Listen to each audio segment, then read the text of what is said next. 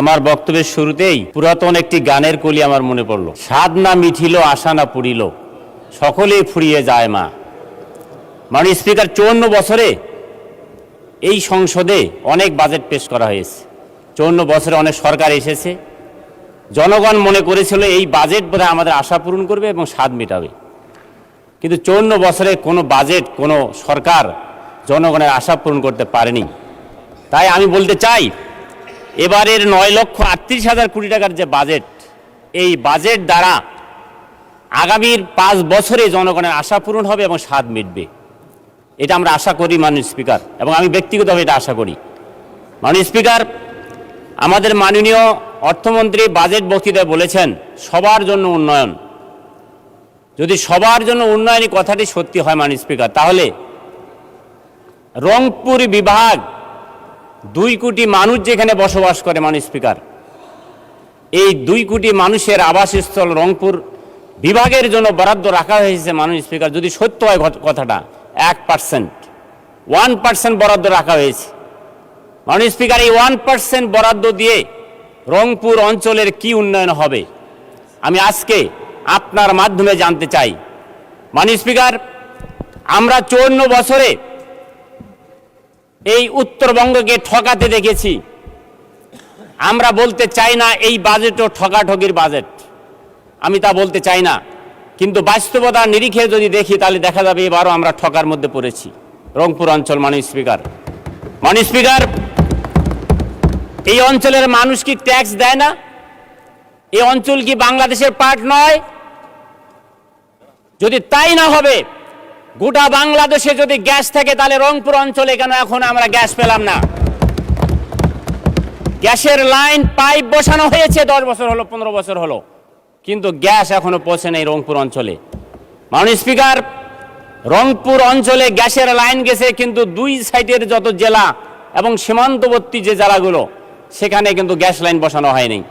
আমার গাইবান্ধা জেলার উপর দিয়ে, পলাশবাড়ির উপর দিয়ে গ্যাস লাইন গেছে মাননীয় স্পিকার, কিন্তু গাইবান্ধা জেলা শহরে গ্যাস লাইন বসানো হয়নি মাননীয় স্পিকার। তাই আমি আজকের এই বাজেট বক্তৃতায় জোর দাবি জানাতে চাই, উত্তরাঞ্চলের ন্যায্য হিস্সা দিতে হবে।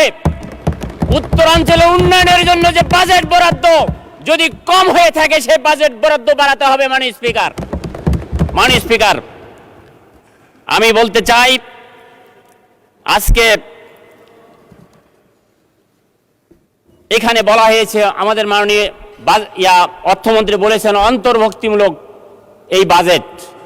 যদি অন্তর্ভুক্তিমূলক বাজেট হয় তাহলে আবারও সেই কথা।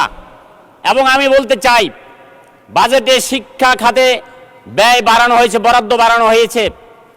যদি তাই হয় তাহলে হাজার হাজার নন এমপিও ভুক্ত শিক্ষা প্রতিষ্ঠান, লক্ষ লক্ষ শিক্ষক কর্মচারী যারা বেতন পাওয়ার আগে অনেকে পেনশনে রিটায়ারে চলে গেছেন মাননীয় স্পিকার, আমরা কি আশা করতে পারি এই বাজেটের মাধ্যমে, যেখানে শিক্ষা খাতে বরাদ্দ বেশি দেওয়া হয়েছে, এই বরাদ্দের মাধ্যমে অন্তর্ভুক্ত করা হোক নন এমপিও ভুক্ত সকল শিক্ষা প্রতিষ্ঠানকে মাননীয় স্পিকার। সেই সাথে স্বতন্ত্র ইবতেদায়ী শিক্ষা প্রতিষ্ঠানকে সরকারিকরণের প্রস্তাব আমি করছি মাননীয় স্পিকার।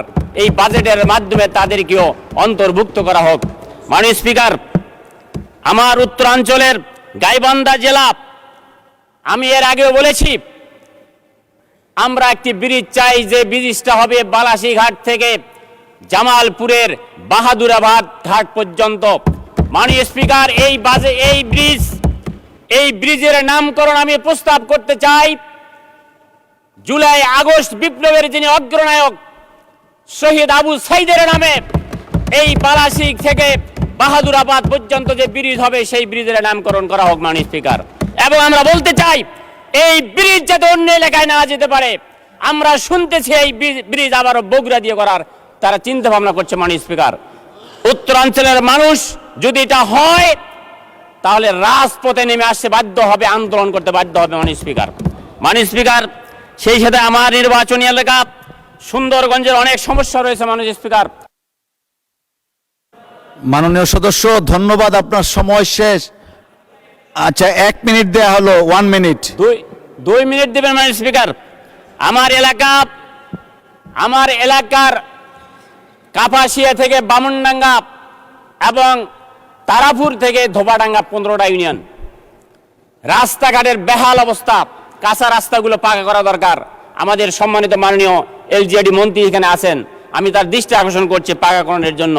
মাননীয় স্পিকার, সেই সাথে আমার সুন্দরগঞ্জে 2টা রেলওয়ে স্টেশন আছে, সর্ববৃহৎ একটা রেল স্টেশন আমার ওই এলাকার বামনডাঙ্গা রেলওয়ে স্টেশন। এই রেলওয়ে স্টেশনের যাত্রী ছাউনি নেই মাননীয় স্পিকার, ফুটা হয়ে গেছে, বৃষ্টি আসলে যাত্রীরা সেখানে দাঁড়িয়ে থাকতে পারে না। এবং সেই যাত্রী ছাউনি 100 ফুট, এটাকে আমি বলেছি 300 ফুট উন্নীত করার জন্য, এবং এটাকে আধুনিক একটি রেলওয়ে স্টেশন যাতে আমরা করতে পারি সেই ব্যবস্থা যাতে এই বাজেটে অন্তর্ভুক্ত করা হয় মাননীয় স্পিকার। মাননীয় স্পিকার, সেই সাথে আমার এলাকায় আপনি শুনলে খুশি হবেন, জি, অসংখ্য ধন্যবাদ মাননীয় সদস্য।